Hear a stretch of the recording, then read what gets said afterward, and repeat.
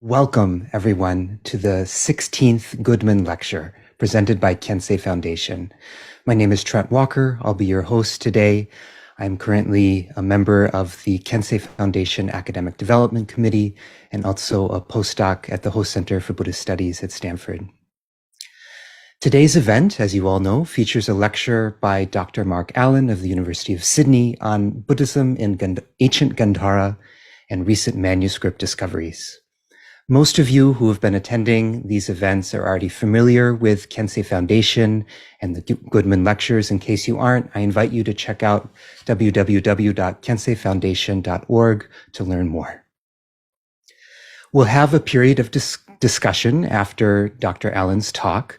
And as I mentioned before, to ask a question, please submit it to KF Q&A via the chat feature over Zoom. And then I'll be able to pose selected questions directly to our speaker. It's such a pleasure to have this series of talks featuring scholars from the many universities that Kensei Foundation partners with across the world. And one of those universities is the University of Sydney.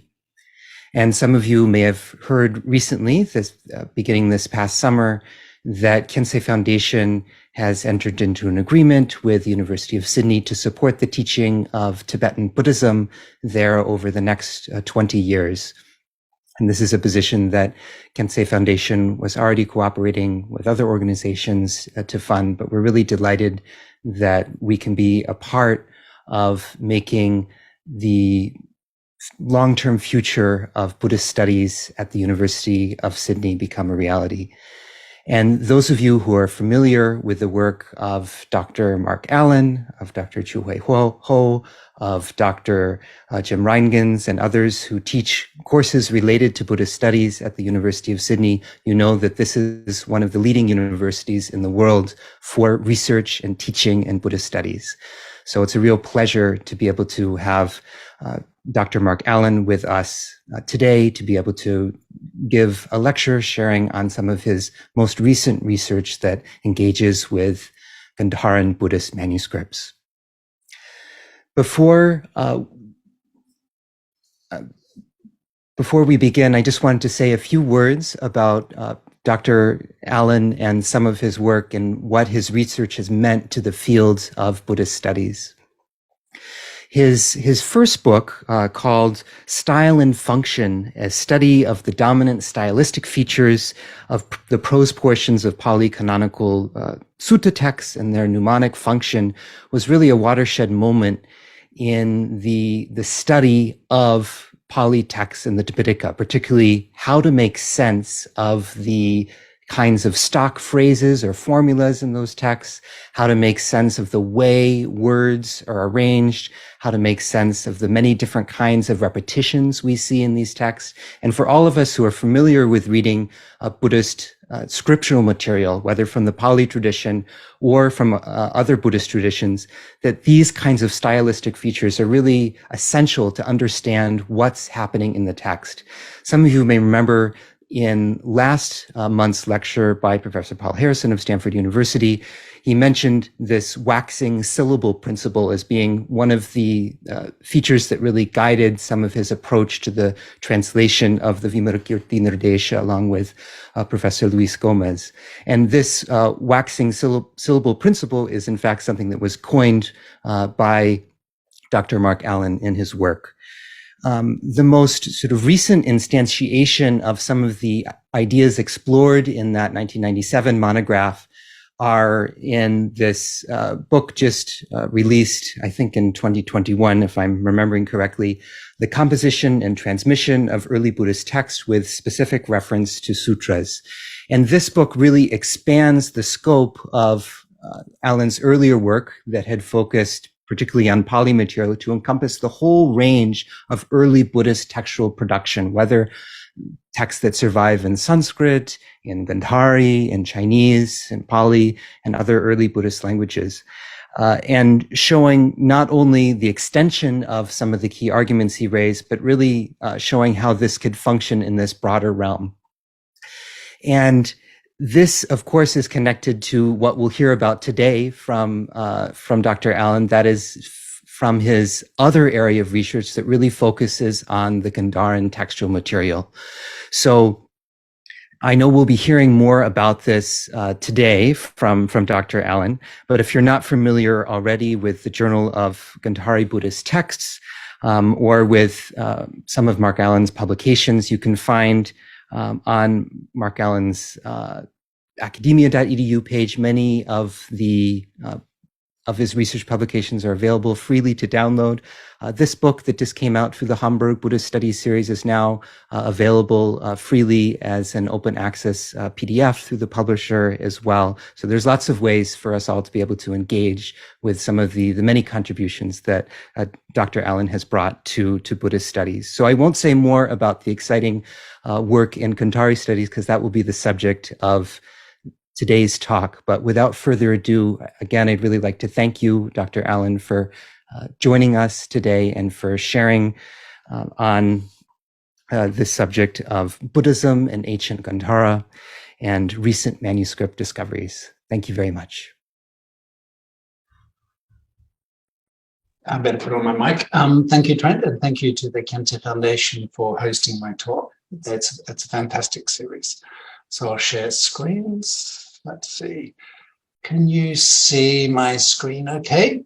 Yes. So I'm going to do this. So as Trent said, I want to talk about Buddhism in ancient Gandhāra, and I'll explain where that is in a moment, and new manuscript finds and what these finds are telling us.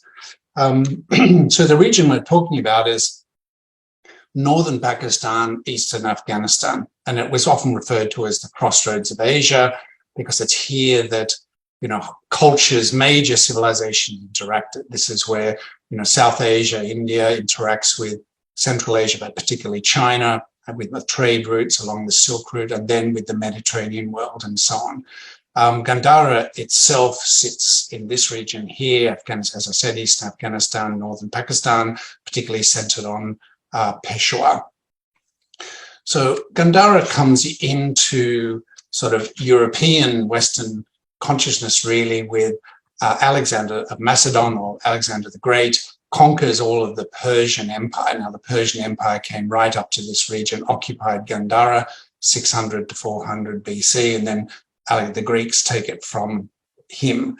And you know, as a consequence, we actually get Greek cities in this region. So this is a very famous one, Iconium in northern Bactria, which, you know, you will find Greek temples, Greek inscriptions, Greek artwork, and so on. This, as you will see, has an impact on Gandhāra. Now, what we know of Buddhism being introduced into the region, we think that it was introduced under the Mauryan Empire. That's, you know, sort of under Ashoka, the great emperor Ashoka, 3rd century BC, who expands the Mauryan Empire to its greatest extent, which includes Gandhāra. So we find sites like this. This is the Dhammarajika Stupa in Taxila in Pakistan. What you're seeing is not that period, but the foundations is of that period. This is a classic Buddhist monastery that's centered on a stupa. You know, Ashoka sends out inscriptions throughout his realm in a Prakrit language, but in Gandhāra, they're translated into Gandhāri language, which we'll talk about in a minute. He also sent out bilingual inscriptions, so Aramaic, speaking to the remnants of the Persian Empire, and Greek in that area, speaking to the Greeks. So it's, you know, multi-ethnic cultural region. He also sent out sort of what he refers to as commissioners dharmas of the dharma or law throughout his realm. So it's said that under Ashoka, his son went down to Sri Lanka and introduced Buddhism to Sri Lanka, and so up into the northeast. And he was interacting with Greek kings. You know, so we have Indo-Greek kingdoms in this area, but very importantly for the spread of Buddhism, especially to Central Asia and China, is the Kushan Empire. That's sort of 1st century, 3rd century of the Common Era. All of northern India, Bactria, and parts of Central Asia, they were interacting with the Parthian Empire and the Roman Empire, you know, both in trade and so on. Now, the Buddhist heritage of this region, Afghanistan, Pakistan, comes into European Western consciousness in the colonial period. Charles Masson, the deserter from the British Army, went up into this region, discovered all these sites, started digging them, and things like this, reliquaries, were sent back to the British Museum, etc. So this is the beginning of the outside world's understanding, particularly Western European knowledge of it. Now this brought about this study of this region, and it was revealed that basically you're looking at a very rich Buddhist heritage for about 1,000 years, beginning with the Shoka onwards. You leaves behind these fantastic sites like this Tattabahi Monastery, which, and this classic sort of colonial era archaeological finds, dig up all these amazing artworks. A lot ended up in the British Museum. And then also it started an antiquities trade, and a lot of the material went onto the antiquities market. You also get a huge important site such as Bamiyan, which we know was infamous through the Taliban blowing up the Buddhas, unfortunately, a major Buddhist site, which comes into our story of manuscripts later. But, as is typical of many Buddhist communities, the realm of, so we know that the Buddha historically is unlikely to have gone to that area. It was just outside his area of wanderings. His area sat in the Gangetic Plains.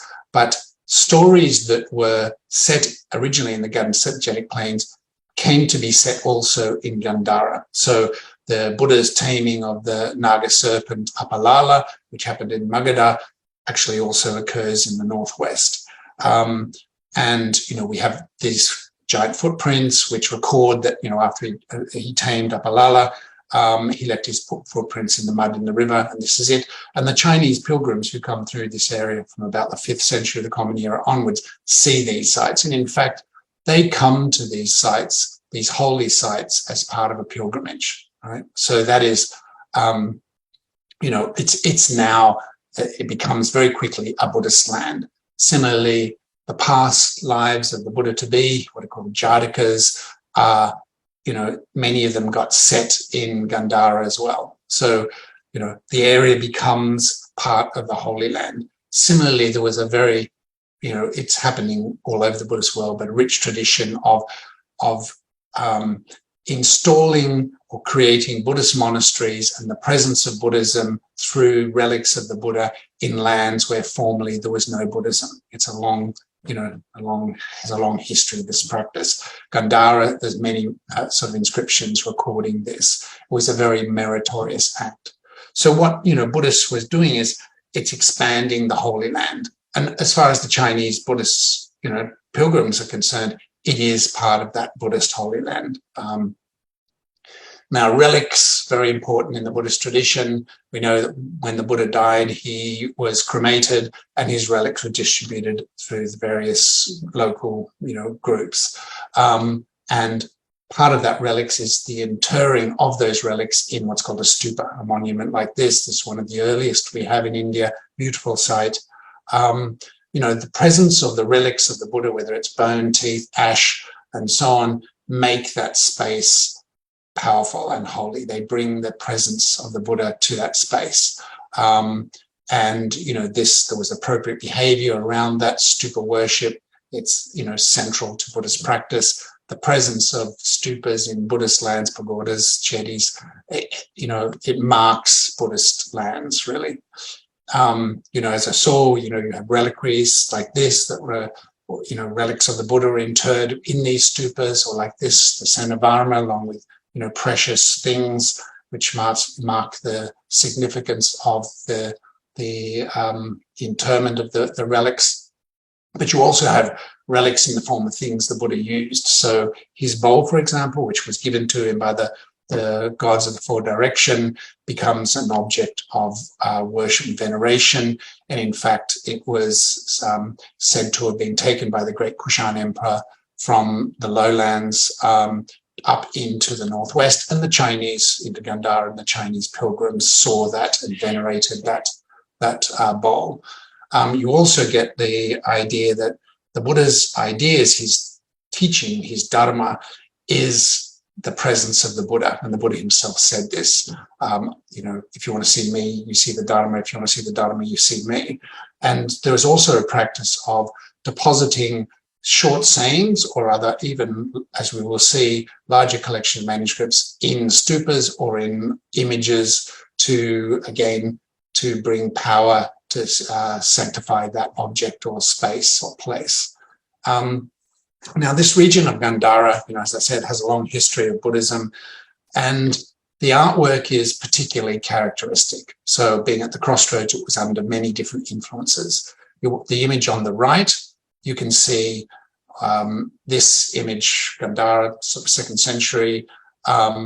It has Greek features, namely in the robe and in the contra posture, this posture here, and hairstyle and various other features. If you compare it with, and slightly later, but it's representative of Mathura, which was also within the Kushan Empire, but a different cultural region south of Delhi. You see how different the style is, not just the medium, but the way. So, Greek influence on the art was quite profound. You get images like this from Hada stucco work. Hariti, who was a demoness in Rajgir, who was converted, tamed by the Buddha. Here she is in Gandhāra, depicted in the form of the Greek type and Roman Fortuna with her cornucopia. Right. Similarly, Vajrapani, the one who has a Vajra, a lightning bolt in his pani, in his hand, who was the guardian and protector of the Buddha, is depicted in the form of Heracles in Gandhāra, as in this piece on the right.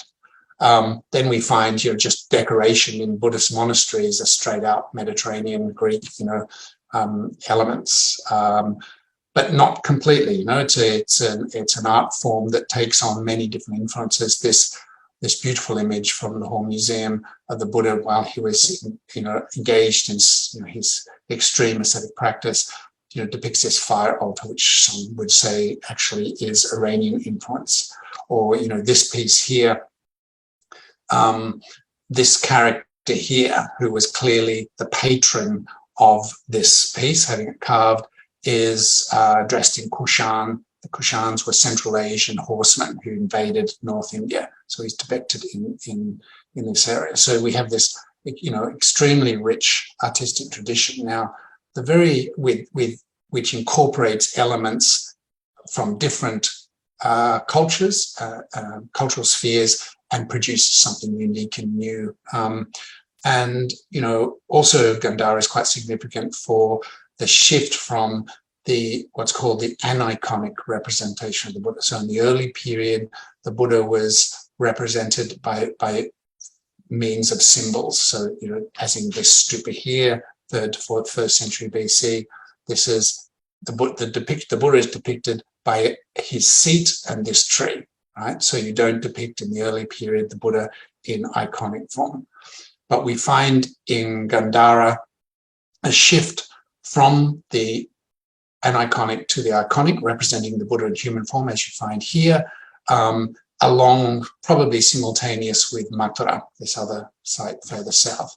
And here is a story in which, when the Buddha goes up to preach to his mother, and the gods, the Abhidharma, the scholastic, treatises of Buddhism, King Udayana of Kausambi misses him so much as an image of the Buddha made. He presents it to the Buddha when the Buddha returns to earth, and the Buddha validates it. And this is, if you like, the foundation story for why it's acceptable to depict the Buddha in human form. But what that did is it suddenly freed artists up to depict many more episodes from the Buddha's life. So you get this incredible flourishing of imagery and artistic representation in the region. Very important, cult images such as this one, which would have been placed around the monastery, particularly around the stupa. But what is Gandhāra is really, rich in it is its narrative imagery. So, whereas say, in India proper, further south, you'll get, I think the number is about 30 episodes of the Buddha's life represented. In Gandhāra, we have at least 100 episodes of the Buddha's life represented. The Gandharans were very interested in the biography, as we will see in the literature. It begins with the major events such as conception of the Buddha, the Buddha to be, the Bodhisattva, his birth, his awakening or enlightenment, his first preaching, and then his death, the major events. But then the Gandhārans, also were interested in these past lives, Jatakas, beginning with the Dipankara Jataka particularly, and then, minor, what we would consider to be apparently minor episodes, such as, the Bodhisattva, the Buddha to be, goes off to school, as in this one, or the marriage of Siddhartha, the Bodhisattva, to his Yasodhara, right? Now, in terms of placing where this art was placed, many different places, particularly within the monastic, mostly within the monastic complex, around the stupa. As you circumambulated it, keeping it on your right, you would read off the images or have the images read off for you by your, attendant, your village monk, and engage with that. And often within the stupa would be the actual physical relics of the Buddha or of a saint and so on. Now, painting, so that's sort of sculpture, which was really the most richly represented from this region. But, painting is represented, but it didn't really survive very well. Doesn't help by the Dalai Lama blowing up the Buddhas in Bamiyan. But we do get in this, Gandhāra had a huge influence artistically and elsewhere. We know that, it was through this region that Buddhism spread up into even Eastern Iran, but particularly Central Asia, and then onto China, Japan, and so on. And many of these regions were heavily influenced by trends, artistic and so on, in Gandhāra, intellectual, many of the texts came from that region. You look at this stupa in the southern Silk Route in Miran, was excavated by the British archaeologist Errol Stein, and you have this, great gallery of artwork. And this is considered to be, by some, to be the largest gallery of Gandhāran artwork, even though it's not in Gandhāra, but it survived because of the dry environment. So very rich there is clearly a painting tradition of Gandhāra. It's represented here in Central Asia, but it didn't survive so well in Gandhāra. Now, the region, as I said, it was, a holy land made so by relics and stories and so on, the Buddha coming to that region. Chinese pilgrims, sort of 5th century onwards, beginning with Fa Xian, I think there were early ones as well, traveled through this area, some just coming to that region to visit the sites, to study and so on, collect manuscripts, others passing through on their way through. One of the most famous, Xuanzang, 7th century, his journey, fantastical journeys, beginning on in Shangang, traveling, this is all by foot through deserts, across these extraordinary mountains, through, visiting the holy sites of India down here, studying, collecting manuscripts and bringing them back to China. Some of the most extraordinary journeys in history, I think. But passing through this land, it wasn't just because it was the way you could walk, but it was visiting the holy sites in this region. Now, writing in this region begins with Ashoka, as I said, who left inscriptions, had inscriptions translated into the local language of Gandhāri. So the beginning in the 3rd century BC. The language is Gandhāri. It's related to Sanskrit and Pali and these other, ancient Indian languages. And the script is Kharosthi. So the script was derived from Aramaic script, sort of a vestige of the Persian Empire, and it goes from right to left, whereas all other Indian scripts are based on the Brahmi script, which goes from left to right. Now, again, a little bit like the artistic tradition, writing has many advantages. It can facilitate the transmission of text, but also the writing and composition of texts. Now, the language itself, I won't go into details, it's philological, but it's very related. This Gandhari, Pali, Sanskrit, very related. Problem with Gandhari is that the spelling was never standardized, right? And so you can have the same word spelt multiple different times, like the word dharma, or look at these reflexes of this simple word and, right? Words can contract, syllables omitted, and then sort of these are inflected languages, whereas in Sanskrit it's very clear what is the subject, object, and say the location. In Gandhari, you can't tell that because the endings have all weakened and they could be represented by any vowel. Similarly, this script doesn't mark long vowels. So what in, Sanskrit could be the word bala, strength, or bala, child. In Gandhāri is written exactly the same way. Same with kamma, could be Sanskrit karma, desire, or kamma, Pali, karma, karman, action in Sanskrit. So, adds to the fun of trying to read this material. Now, this language and script, apart from being used in ancient Gandhara, was also used in periods in northern Bactria and then on the Silk Route in the north and the south. So quite important. We knew about it first through inscriptions, as we saw, and then but the bilingual coins or coins of the various kings. So the Greeks issued bilingual coins, Greek on one side, Gandhāri Khroshti on the other side. The first literary document was found actually not in Gandhara, but on the southern Silk Route in Khotan. This is the famous Khotan Dhammapada, or Gandhāri Dhammapada, and it remained the only Buddhist literary document for about 100 years until the collections that I will talk about. So this is a little bit, this was produced by Andrew Glass, one a member of our team. The writing of the script, the material of these manuscripts I'm going to talk about is birch bark. The ink is a carbon-based ink, and this is the sort of stylus you're looking at. It's basically a reed pen. These are examples of ink pots from Taxila Museum in Pakistan. Gives you a sense of the technology behind the production of manuscripts and writing. As I said, this was major trade routes coming up through here into Central Asia, China, and so on, and capillaries of trade routes, right? This is the sort of country you're passing through, by which Buddhism spread to China. The Chinese pilgrims are passing through, traders and so on. Leaves behind, petroglyphs like this with Buddhist imagery, multiple languages, including Gandhari, Sanskrit, Tibetan, and so on, right? Then also, as I said, on the southern Silk Route, you have sites like this where Gandhari language was used. So these people were actually Iranian, not Gandharan or Indian, but they used Gandhari and Khroshti in their secular documents, letters to the king, by the king, and so on, right? So just...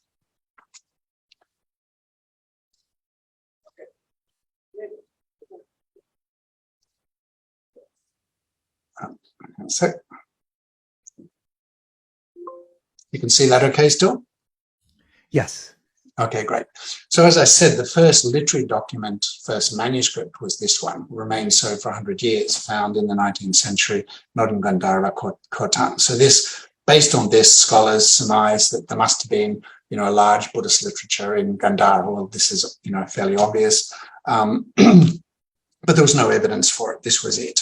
Now, the first collection, in the last 30 years, several major collections have appeared, mostly outside of Pakistan. The British Library Gandhari collection was the first to appear.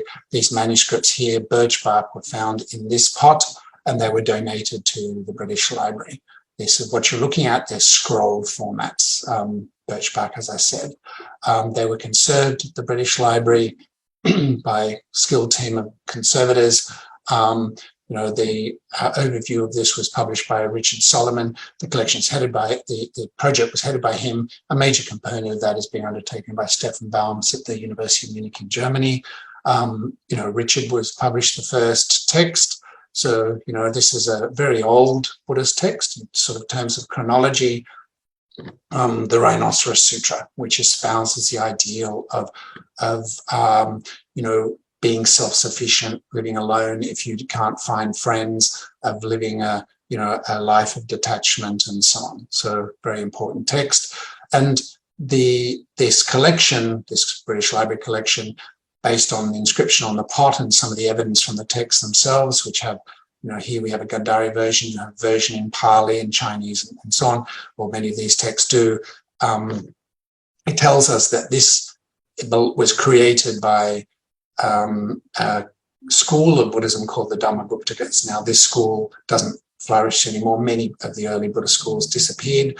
predominantly with the Theravada, a representative of that lineage surviving in Sri Lanka, Burma, Thailand.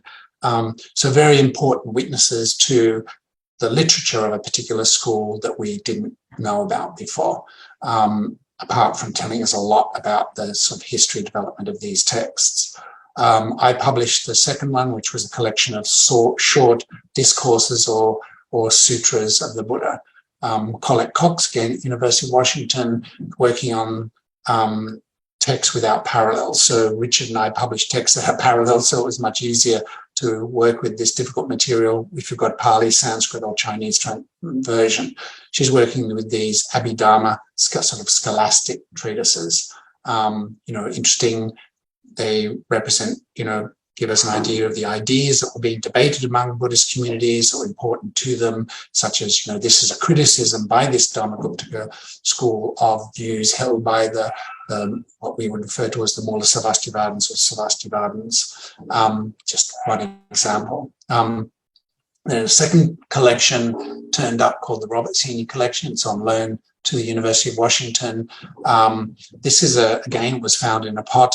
It has an inscription written on the pot and the lid, which states that it was commissioned by one Rohana, presumably a layman, in honor of his mother and father and all beings, and that it was interred in a stupa, right? So he looks like Rohana commissioned the writing of this sort of more or less an anthology of basically discourses, sutras, and biographies of the Buddha to be interred in a stupa as a meritorious act.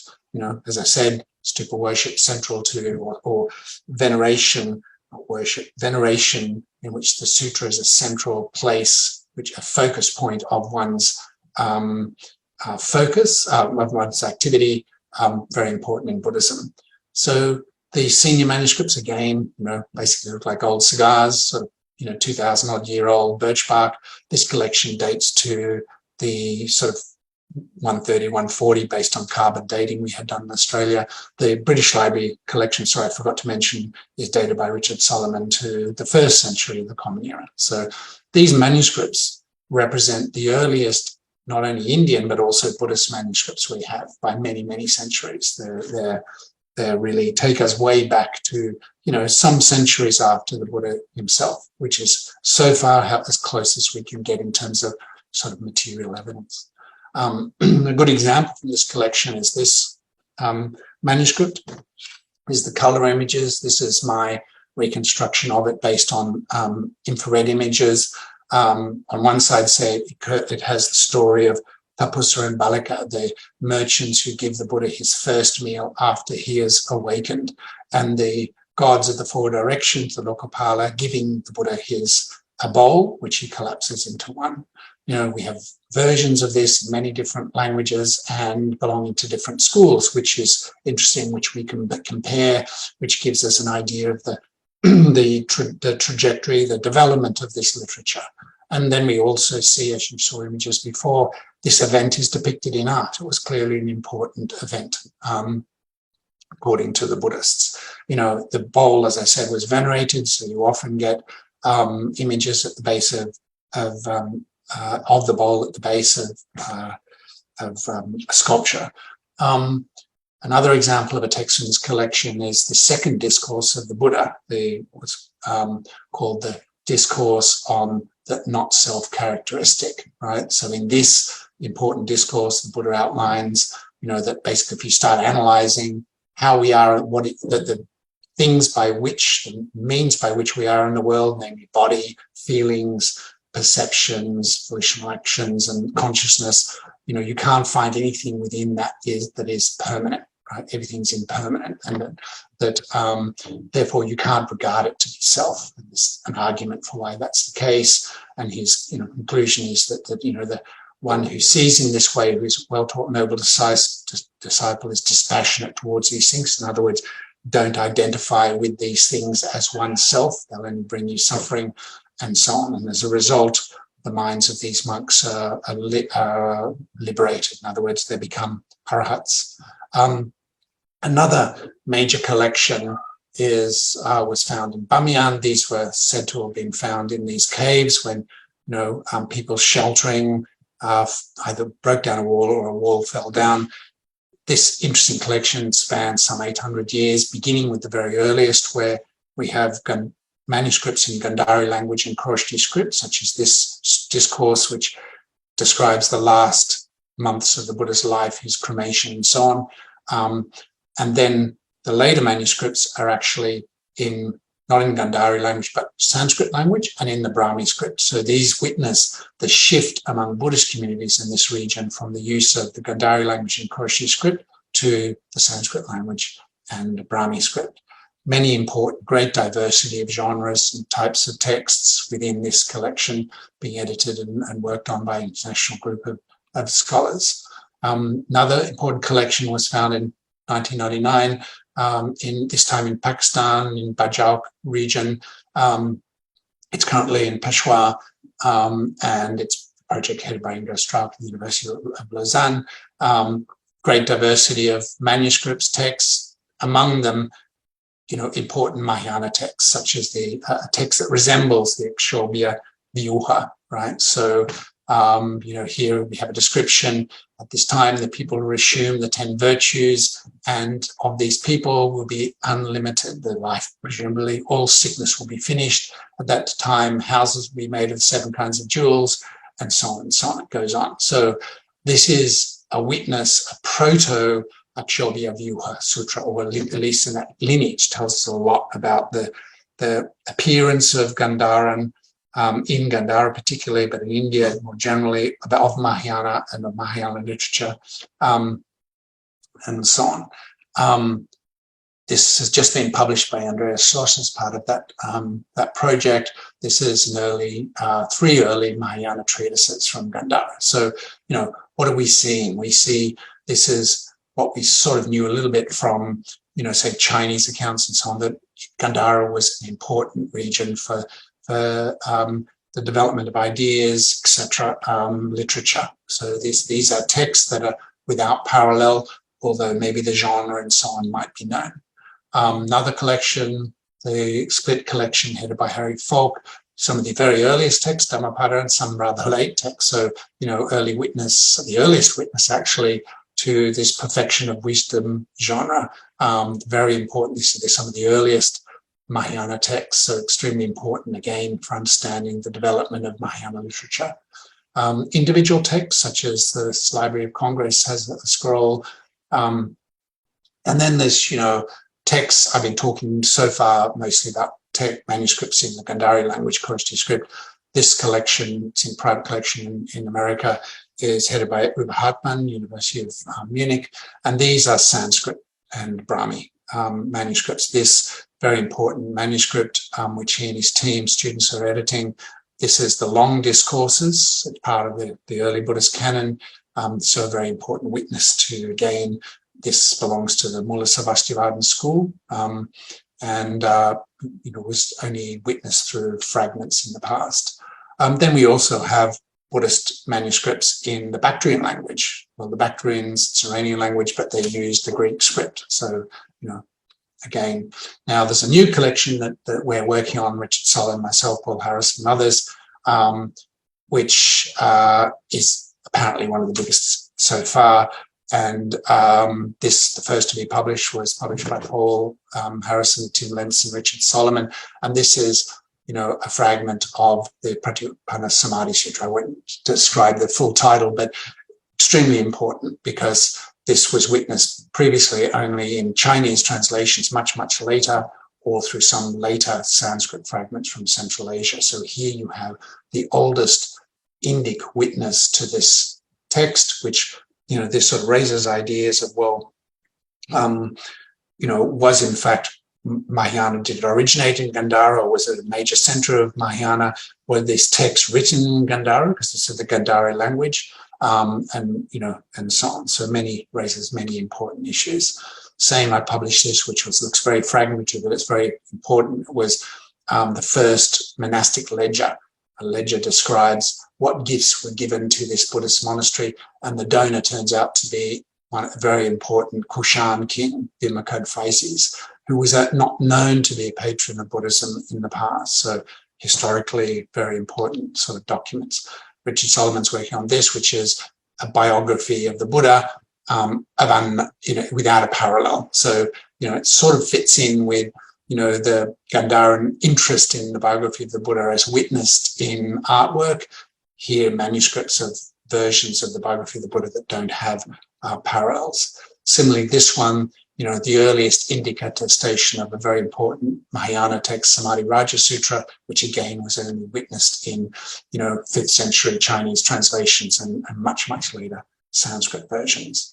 In 2014, Stefan Baum's calculated the number of, birchbark manuscripts, distinct texts, 115 and so on. Well, that was 2014. There's now many, many more. So we're really looking at a very big corpus of Gandhāran texts preserved in the Gandhāri language, to say nothing of the Sanskrit ones from this region, and in multiple genres. So, what do we have?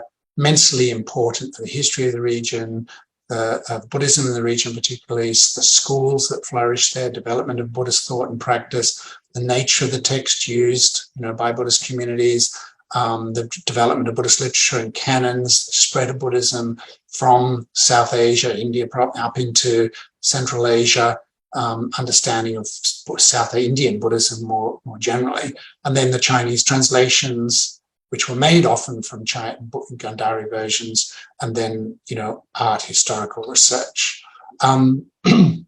So we have, what we have basically is, a vast, collections, and most of it remains unpublished. We're publishing as fast as we can. There's only actually less than 20 scholars worldwide who are actively publishing this material.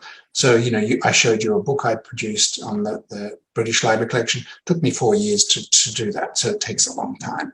Now, the digital age has brought in tools that will facilitate publication of this material in new ways and sometimes in more timely fashion. So a group of us internationally have developed something called READ, which is a platform for publishing these materials and studying them. We have an instantiation of that at the University of Sydney. So I just want to stop this and go to our website. So the first, digital resource developed for Gandhāran Buddhist studies was the Gandhāran Dictionary by Andrew Glass and Stefan Baums. Fantastic resource, primarily for scholars, dictionary, bibliography, catalogue, and so on, right? So we at the University of Sydney, now that's a specialist tool. We're interested, it's not just Sydney, sorry, it's an international group. We're, interested in expanding that to make that material available in dynamic ways and available to communities, particularly in Pakistan, in ways in which we haven't had available before. So this is our website. So we have different collections developing. The Robert Senior collection, which I profiled. This is a new feature we've developed recently, which is a faceted search facility. So I can say within this collection of 41 texts, how many have Sanskrit parallels, right? Or how many have Chinese parallels and find them. Or show me all the examples with parallels in the long discourse collection and so on. We launched a journal called the Journal of Gandhāran Buddhist Texts, and this is, fully digital, dynamic journal. So this is an article that was published by Joe Marino, University of Washington. So what you have is here, say, so we have, as I click a word in the edition, right? Not only, first of all, the grammatical status of that. What is the Pali equivalent? What's the Sanskrit equivalent? What is the grammatical status of it? What is the translation? And the actual letters or aksharas are highlighted, right? So this is a fantastic tool for learning Gandhāri and for scholars to go word by word and analyzing what the text is. I'm also, within this facility, you have a glossary that is, each word within this this text is, I can see it, give me all the examples of the word this, right? Similarly, a translation. So these are analytical tools, ability to engage with it, with this text. And then say a paleographical script report. So, I want to see, well, what is the shape of, say, the letter ga in this text?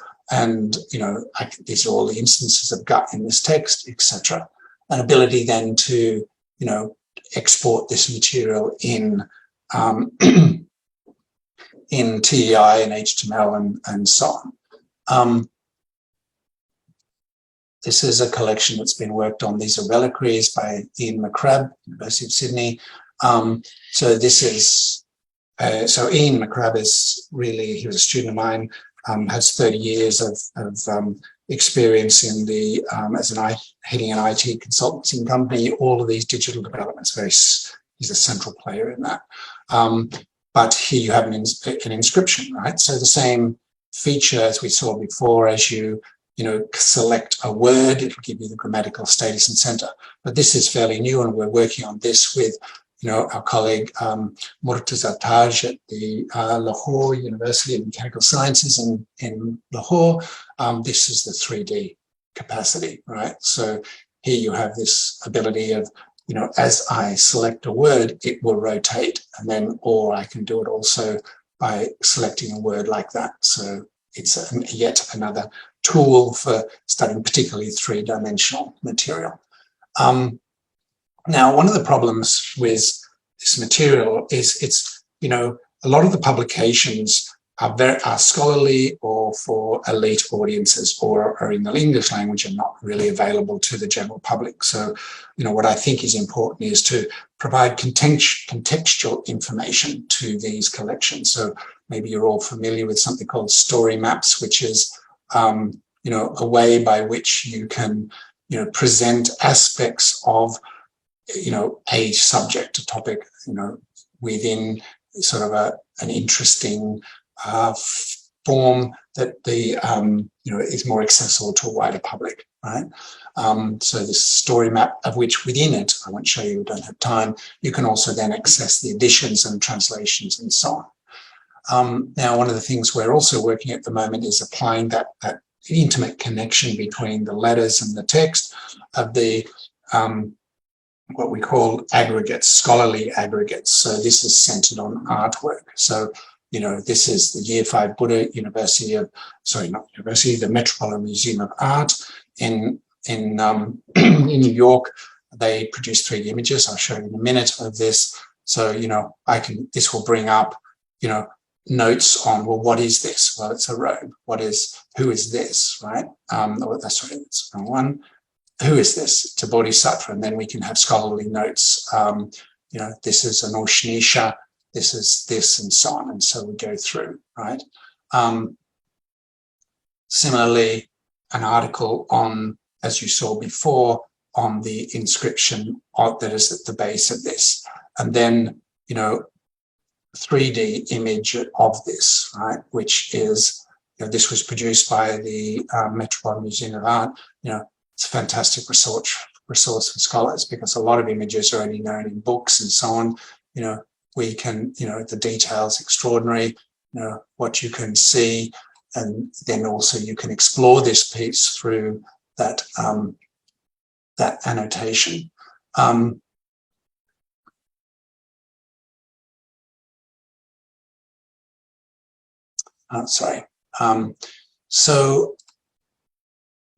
This is exploring, this is really a work in progress. Actually, sorry, there was, this is, again, this is, this being led by Mike Skinner, which is, that is giving contextual information to that, almost like a encyclopedia article, and similarly applying this this feature of a catalog, right, where you can bring up dimensions of that. So again, this is fantastic pedagogical tool. So how can you better understand, explore this piece? And of course, this can be hosted by, say, museums in Pakistan, and elsewhere, right? They can tap into this, it's open source, or will be, it's not at the moment, still in being explored.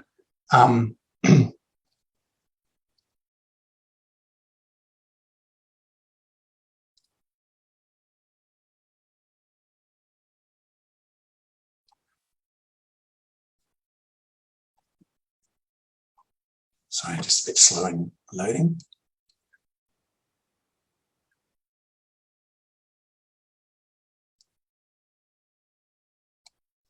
So finally, just before I conclude, digital repatriation, what is that? Well, what we have is, currently there is very little information available. Let me just make that bigger, actually, available to the communities from which this material comes. A lot of this material, whether it's through the colonial period, material being taken out of Afghanistan, Pakistan, or during the more modern periods as part of the antiquities trade, local communities aren't fully engaged with this material. They don't know much about their Buddhist heritage.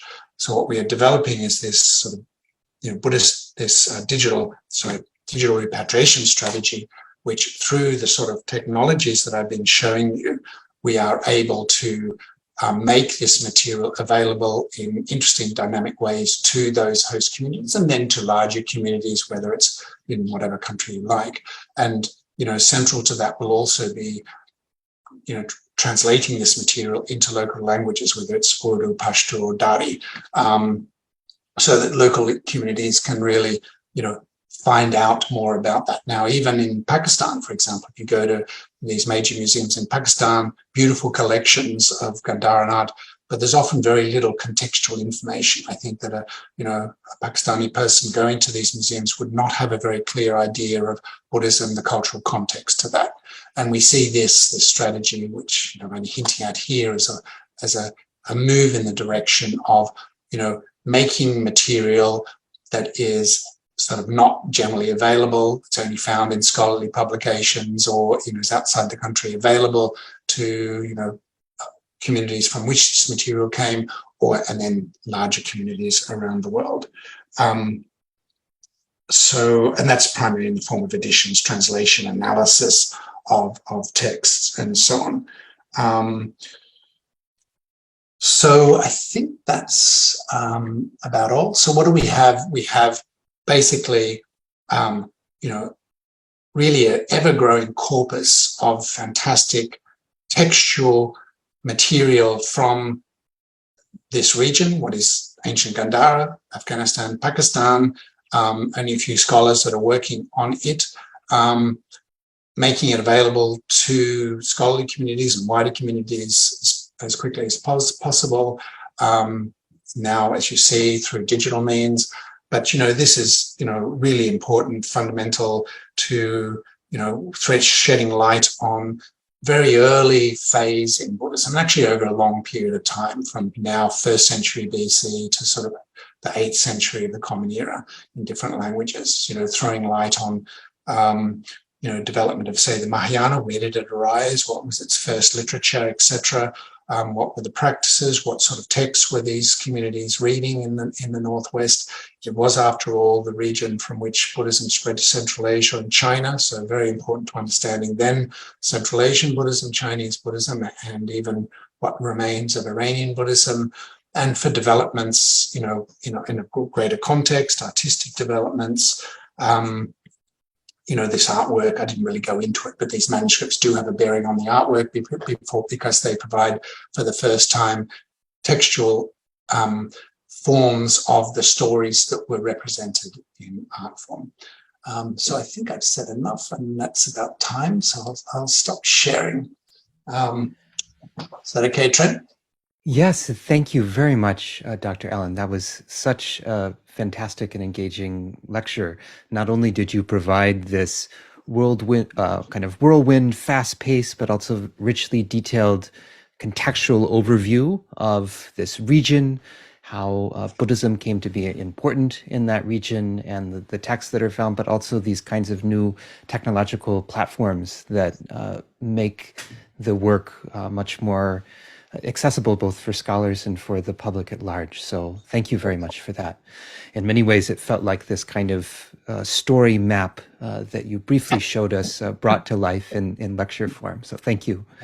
Yeah, I'm sorry. I hope I didn't speak too fast. I do talk like that, but it also, there's, as you say, it's an immensely rich area. So a lot to talk about. Absolutely, absolutely. And I'm sure in the questions that are beginning to come in now that we'll be able to touch on some of those areas that you mentioned a little bit more deeply. So while we're waiting for questions to come in, and this is the time for those of you here in the audience to type a chat message to KF Q&A, and then I'll be able to relay selected messages to Dr. Allen here, and we can bring your questions into the conversation. So while we're waiting for some more questions to come in, I just wanted to ask you a little bit about what it was like first to learn to read this material in Gandhāri, and what about your previous background in studying the stylistic characteristics of Pali Buddhist texts was helpful as you moved into studying material in Gandhāri? Yes. So I actually studied Gandhāri as an undergraduate, surprisingly. This was way back in ancient history, under Louise Hercus, who was a linguist. She worked on Prakrit languages at the Australian National University in Australia. The only documents available then were inscriptions and the Central Asian secular letters and so on. So I had no idea that one day I would, work on this material.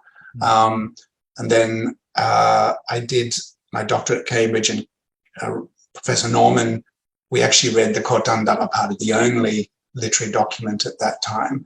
So I did study a little bit, and then these manuscripts started appearing, the British Library collection. Richard Solomon headed that project. I wrote to him, told him what my skills were, and he invited me there. So that was sort of the beginning of it, working on this material. In terms of my study of, Pali texts is not because the Pali are the most ancient and authentic or anything. It's just because they are, representative of that early phase of Buddhist literature, and it's an entire corpus, a canon, and it's been transmitted for all these centuries. So it's a very good first port of call to look at in detail at the fabric of Buddhist texts. How were they put together? And we must understand that, during the Buddhist period, and then for some hundreds of years after, ancient India was an oral tradition. So, it's very alien to us. We're literate, we have been literate for many centuries. How do you compose sort of text we are reading in an oral setting, right, without writing? And so I looked at those features. So when I first started working on these Gandhāran materials, I was, because of my expertise in that area, I worked mostly on the discourses on the sutras. So my study, that really detailed study of Pali material, really helped me better understand and place the Gandhāri material. And that many years working on that type of material then resulted in that recent book, which was an attempt to understand how were those initially oral texts then transmitted over long periods of time, and were Buddhist communities willing to change the wording, even that attributed to the Buddha and so on. So it was, yep. Thank you so much. Sort of another dimension of what sort of made it possible to be able to study these Gandhāri materials was the kinds of technologies applied in their conservation, and also at the level of conservators to be able to remove manuscripts and unfold them very carefully. Yes. So we have one question that's come in about like how the manuscripts were removed from the pots, what happened to the pots after that, or other cases in which it might be very difficult to make a manuscript available to study. If you could speak a little bit to that. Yep. Well, unfortunately, a lot of this material comes from clandestine archaeological digs. So the British Library material, you saw an image of the manuscripts in a pot. They actually turned up at the British Library with just the pots. There was several of them, and the individual manuscripts had been taken out and put in Indian pickle jars, clean but still pickle jars, and then transported there. Now, this results in damage. It also results in loss of contextual information, what texts were layered and so on. Now, that's unfortunate. That's just how it happened. It was not in our control. But then the British Library have skilled conservators. Basically, this is birch bark, 2,000 odd years old. It's extremely brittle. If you touch it wrongly, it'll just shatter, right?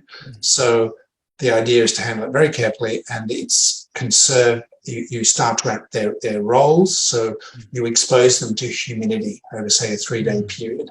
And the very ancient bark starts absorbing the humidity. Now, when bark is fresh, it's very pliable. You can bend it, fold it, and do all sorts, right? So you're restoring some of the humidity, which allows you to, but as you saw, most of it's fragmentary, and that's because you cannot restore the full plasticity. It still just cracks and breaks as you unfold it. And then it's conserved between glass, certain type of neutral glass, and special housings built for them and so on. So then we embark on imaging, photographing with color, and then infrared, which is very important. And it's a combination of reading the color images and the infrared that we can really get the best reading, because they both reveal different dimensions of the text. Fantastic. Thank you. And we have a number of other questions coming in that are sort of related to this as well. So one that I think we even received before this lecture began, and I thought it was framed in quite an interesting and provocative way, and that is, was Gandhāra more Buddhist than the rest of Greater India of its day, or was it simply drier that allowed for the climate to yes, I think the latter. I mean, the thing is, of course, the richness, as I just tried to sort of illustrate today, the richness of the Buddhist heritage of that region, it is, fantastic. It's preserved, and now with the manuscripts. In the case of manuscripts, it's really the dryness. The same with very big collections were found in Central Asia at the beginning of the 20th century by the Germans and English and others. So what you are actually seeing is, it's not, I think, it was a particularly rich and thriving community for many centuries, but probably no more so than, further down the Gangetic Plains, the major centers and so on, or, parts of South India, Andhra Pradesh and elsewhere, that we know from other sources. It's just that it hasn't survived. And so we have to be careful that what we get from Gandhāra is not skewing our understanding. Like, so say, for example, these are the earliest manuscripts of Mahayana texts, right? And there's always been this debate, did the Mahayana arise in Gandhāra, or was it in Andhra Pradesh or somewhere else, right?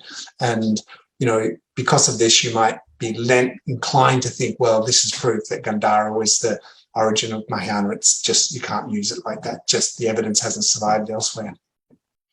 Thank you. And speaking of this, the historical question of how old the particular manuscripts are and what does it tell us about some of the early history, I have a couple of related questions here. One is from my co-host here of the Goodman Lectures at Khyentse Foundation, Dr. Min-Yuan Gao, who asks, when is the earliest extant Gandhāri manuscript dated to?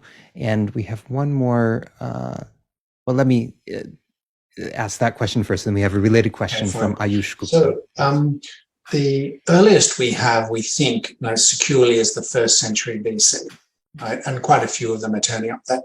Now, several manuscript collections or examples from them have been carbon dated. I've done some in Australia, some in New Zealand, and Harry Falk dated some of the split collection. Now, he got dates with one of those manuscripts to the 2nd century BC, and he doubted that. Now, we just don't know. Now, the evidence for when Buddhists started using writing, it comes now from these manuscripts, and before that, the earliest attestation was the account that in Sri Lanka, the canon and its commentaries were written down for the first time in the 1st century BC. So it looks like the 1st century. Now, writing as a technology was known in India from Ashoka, 3rd century BC at least, and the Greeks and the Persians had writing before that as a model, but it appears that probably 1st century BC, perhaps 2nd, but we don't have really secure evidence, is where the first manuscripts start to appear. And then this is Ayush Gupta's question. Can we say anything, therefore, about both in terms of the sculpture and the manuscript traditions? How do they sit historically in terms of other places in Greater India? Or you mentioned that, of course, the Mathura tradition of iconic representations of the Buddha seems to come about at the same time. Yes. And is that also it would have been true that there would have been traditions of making writing down Buddhist texts prior to those that were written down in Gandhāra as well? It's just that these are the ones that have survived. Yeah. So as I said, these manuscripts witness in Gandhāra the first material evidence. Although we have writing there with Ashoka's inscriptions in the same language, and then in Sri Lanka at the same time. Now, it would only really be either through an external account or through a manuscript dated too earlier that would push that date back. As I said, Buddhism was initially oral, so it had a sophisticated means of preserving these texts.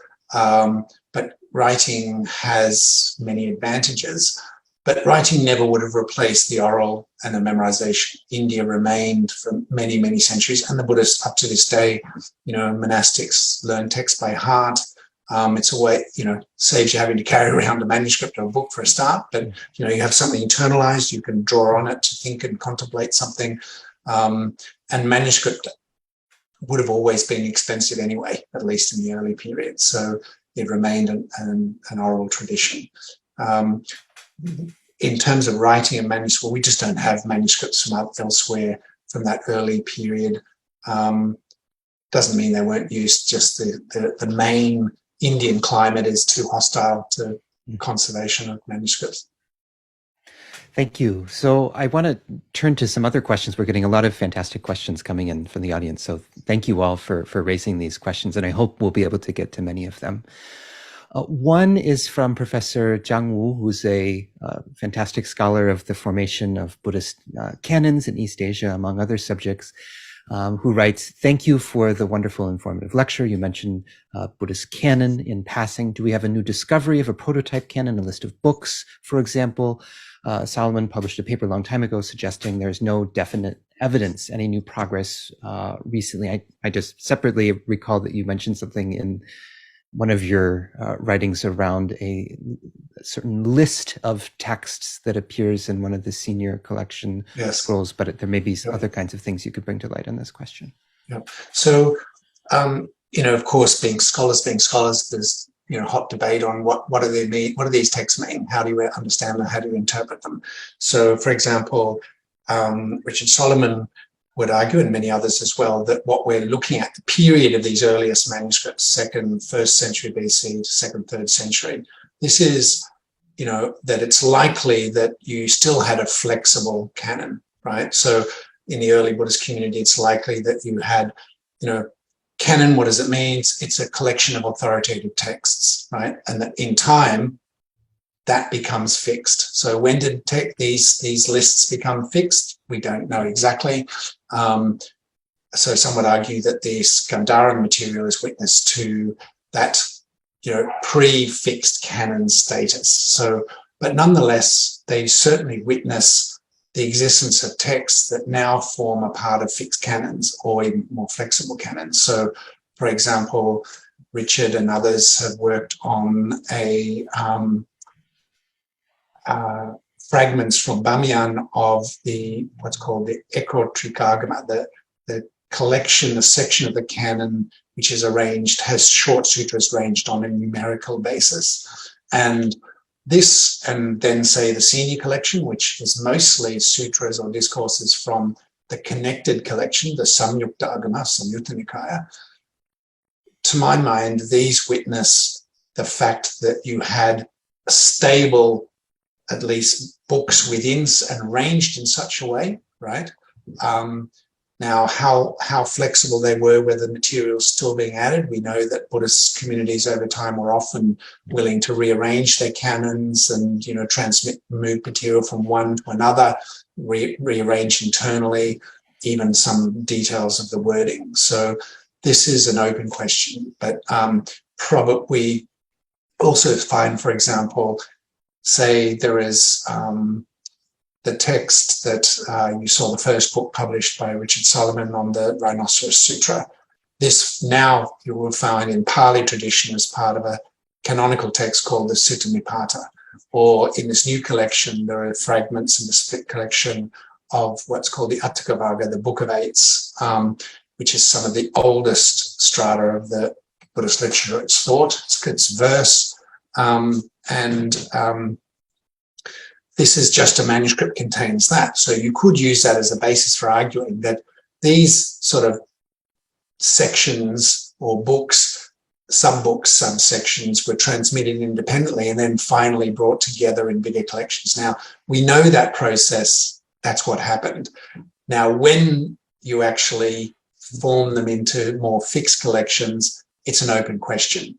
Some would argue that these manuscripts prove that they were still in the independent, books stage. I don't think that's necessarily the case.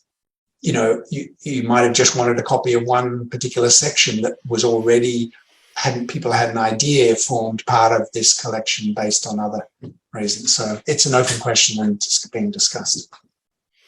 On a related note, we have a question coming in from Atul Bhattarai, who asks, in comparing some of these texts with their Pali and Chinese Agama parallels, what are some of the conclusions we might be able to come to about early Buddhist doctrine? And just to come back to your presentation, you gave us a little snapshot of this Anattalakkhana Sutta, this Gandhāri form of what's known as the Anattalakkhana Sutta, I presume, in Pali.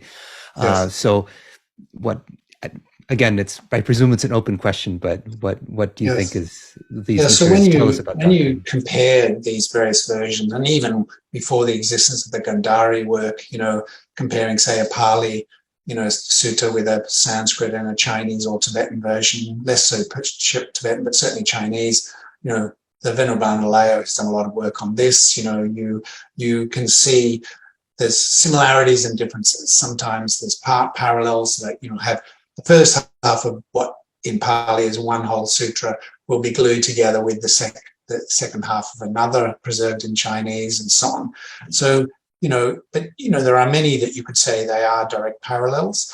There's variation on all levels, right? It's essentially the same sort of thing. That is, it's the story, in this case, the one I showed, the discourse on the characteristic of not self, Anattalakkhana Sutta, it's essentially the same text, right? But there is difference of sometimes the arrangement of material, sometimes whether or not a section is included or not. So the Gandhāri version misses, maybe people didn't have time to see it, but I divided the text into sections A, B, C, D, E. The Gandhāri misses section D, right? And doesn't make a difference to the doctrine. So when you compare sutta discourses, particularly between Gandhāri, Pali, Sanskrit, Chinese, there's very rarely differences in doctrine, right? It's the way the information is presented. Sometimes you can, and sometimes there are differences which may be due to different orientations of different schools, right? There are different ways of interpreting this. When you get to the whole collection as a whole, of course, you are witnessing developments in thought, doctrine and so on. So we have, I didn't talk much about it, that one text of Collett Cox. These are scholastic treatises, Abhidharma, where, we find that ideas, even within the Pali tradition, ideas developed and ways of information being, analysed and presented that's different to the sutras themselves. Not contradictory, but just different, right? And then the Mahayana texts themselves, right? Completely new ideas, sort of familiar but new and presented in new ways. So the collections as a whole, when you analyze that, you definitely do see developments in doctrine, and practice and strands. Thank you. We have one question coming in from John Newman, who has several questions, but this one I think follows nicely here. So you've just gone over some of the ways in which Gandhāri changes to some extent, or even to a great extent, our picture of what canon formation could have been like, or at least how to rethink the history of the development of Buddhist canons with the knowledge of what this very early material evidence for Buddhist writings, both mainstream Buddhist texts, suttas, etc., and Mahayana material. And then also, of course, this question of doctrine, which it seems that at least for the texts that do have parallels, that often the doctrinal content in the main seems to be similar. This question is coming from a linguistic angle, and the question asks, does the Gandhāri material shed light on the evolution of Buddhist hybrid Sanskrit? Yes, that's certainly the case. So very important for this is the Bamiyan manuscripts. So as I said, I showed you there was the earliest manuscripts from there, which we had carbon dated, sort of 3rd century, something like that, 4th century. And then that's overlapping with the beginning of Sanskrit manuscripts, the earliest of which I think is Kushan's 2nd or 3rd century, right? So you're seeing an overlap of the use of one language in script and the other language in script. Now, what's interesting about the Gandhāri ones is that they show that the scribes are working in a Sanskritic environment. So they are starting to spell Gandhāri Prakrit words in a Sanskrit way, but inconsistently. So, for example, what's called the genitive, when you show possessive, you say, of a man is Nara, of a man in Sanskrit is Narasya. In Pali, it's Narasa with double S, right? So Gandhāri should really be Narasa like Pali. But in this area, they're starting to spell it with that little ending in a Sanskrit way, even though the main body of the word is still spelt in a Prakrit way. So we see this scribes, Gandharan scribes, working in a more Sanskritic environment, and very soon they're starting to shift. So this will, helps better understand this process for those who aren't aware of the background to this question, which is that, the language the Buddha used, they're referred to as Prakrits, or the sort of common languages of that period. We think he died 400 BC, about that period. This is distinct from, say, Sanskrit, which was really the language, the ritual language of the Brahmanical tradition, right? And the Buddha deliberately chose to use common language in preaching and not Sanskrit. And so for the very early period, centuries, Buddhist texts were composed and transmitted in one or other of these Prakrit languages, Pali being one, Gandhāri another, right? The inscriptions of Ashoka, even in the main part of India, are in a Prakrit, Ashokan Prakrit, probably from around Magadha, where his capital was. But somewhere around the beginning of the Common Era, that period, Buddhist inscriptions start to get written in Sanskrit or a hybrid form of Sanskrit, and some Buddhist communities start converting their manuscripts, their texts, their canon to Sanskrit. Clearly, Sanskrit was becoming the sort of the learned language of South Asia. If you wanted to communicate and transmit your ideas, you updated your text to Sanskrit. So those Bamiyan manuscripts witness that. The earliest ones in Gandhara, all in Gandhāri Prakrit, later period Gandhāri, and then later Bamiyan, they're all Sanskrit, but with degrees of Prakrit elements, Buddhist hybrid Sanskrit. Thank you. And to extend that timeline a bit further, I wanted to bring in some questions that people have asked that deal with perhaps a somewhat later period in the same region, but perhaps after the period in which Gandhāri was really being used as a language. So as you know, many people who are joining us here today are most familiar with Vajrayana Buddhism and Tibetan Buddhism in particular. And we have a couple of questions that make connections between this region that you bring out and later developments in Tibetan Buddhism. So one audience member asked, could you please talk about the relationship between Gandhara and Udayana? which in Tibetan Buddhist traditions is sometimes understood to be the birthplace of Padmasambhava, sometimes located in the Swat Valley.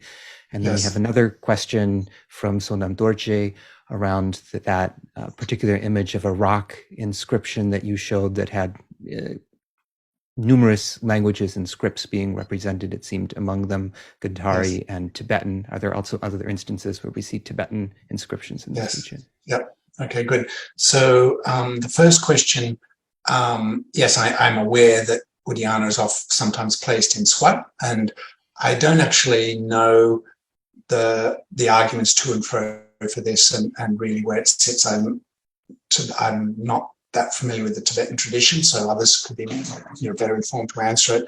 And I'm not actually aware of the historical relationship between Tibet and Gandhara. That is, were monks traveling between this region? Certainly, there must have been, Buddhists were always great travelers. So, there are trade routes and travel routes and monastic systems all over the Buddhist world. And, we know that, say, Gandhara was a major center from Chinese sources of Abhidharma scholastic tradition, which is verified to some extent by these manuscripts, and that people would go there to study it, right? And whether that included Tibetans, I'm not quite aware.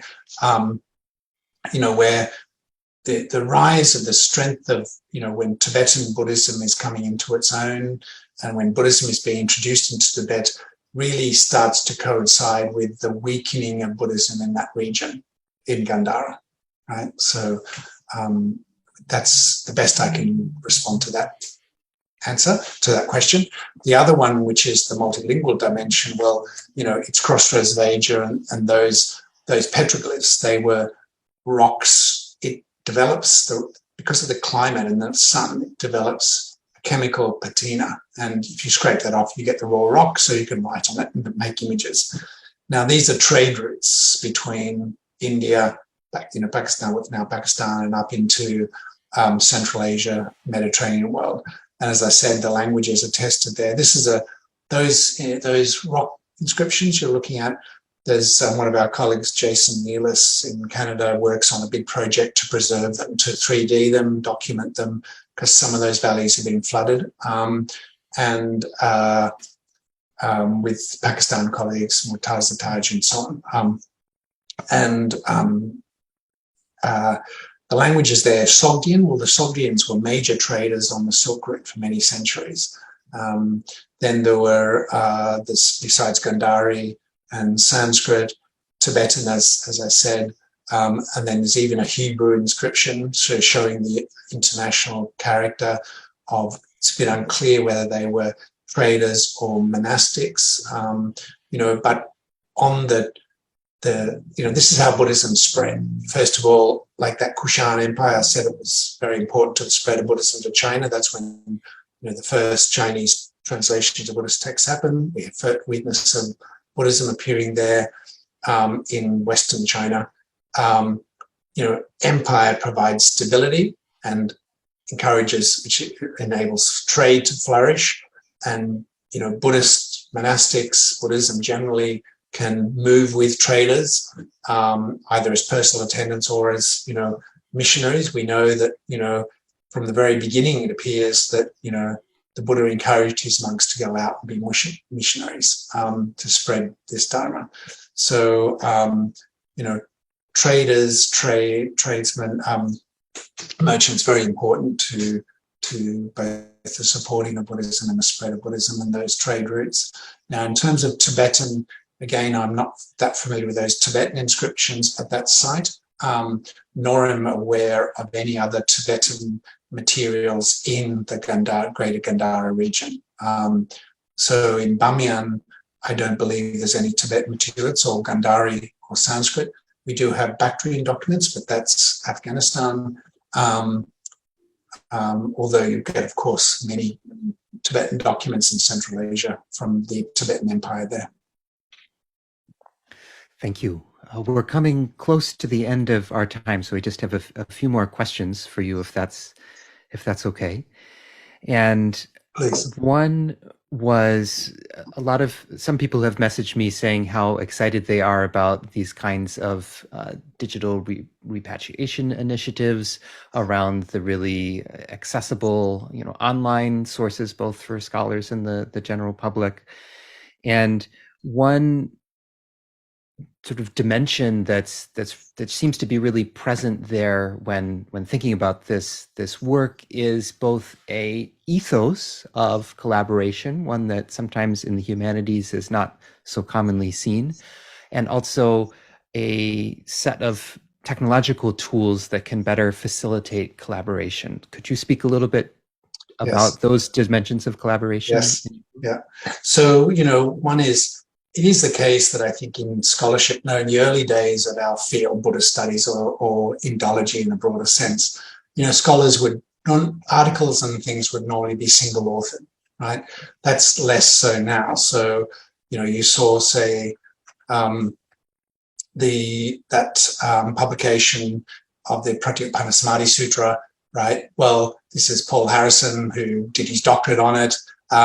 Timothy Lenson, Richard Solomon, so they really provide particularly the Gandhāran skills.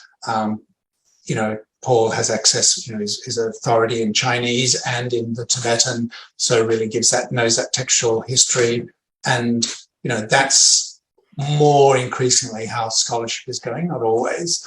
So it's really, we have specializations, and the best work is produced often by working with others who have other specializations and skills. It's also a pleasure to work with other people and, talented people who have skills you don't have. It's a great strength working in a group. And as you see sort of things you're witnessing today, say in the digital realm, I could not have done that myself. I have no digital background whatsoever. But, Ian McCrabb, who did his he ran this IT consultancy company, he's great digital skills. He did the doctorate with me on Gandhāran reliquary inscriptions, just sort of for fun and interest. So then that's enabled us to work together. He couldn't do what we're doing by himself. I couldn't do it by myself. It's not just he and I, it's, Stephanie Mature at Australian National University. Sorry, I actually forgot to mention that she was leading the digital repatriation strategy. She was a former student of mine as well. She's the Sanskrit lecturer there. So each person bringing different skills to produce a richer, better outcome. And the digital is no different from that. As most of our scholars, some call themselves digital humanists, but we're not really. Yeah. Mm-hmm. Thank you. We have a lot of questions still coming in, and I don't think we'll be able to get to all of them. Let me just bring out a few here.